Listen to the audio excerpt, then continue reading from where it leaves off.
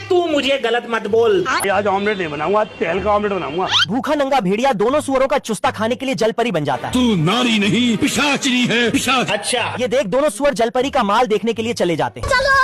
आजा आजा। बड़वा हमारा घर हमारा द्वार। तभी मौका देखकर भेड़िया इन दोनों को पकड़ ले जाता है। देखा आपने लापरवाही का नतीजा। ये देख इसके तीनों लौंडे सुअर को निपटाने के लिए बौराए होते हैं, पर भेड़िया इन तीनों को उसे खाने से मना कर देता है रुको जरा सबर करो। और खुद एक लेटर लेकर बड़े सुअर के पास पहुंच जाता है। अरे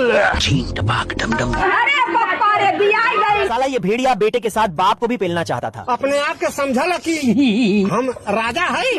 पर ये सुअर तो भेड़िए को ही ठिकाने लगा देता है अपनी आंखें खोल और गौर से देख तू कहाँ और किसके सामने खड़ा है। और तेल लगाकर ठुकाई शुरू कर देता है।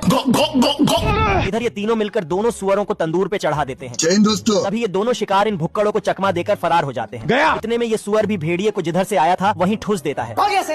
हे प्रभु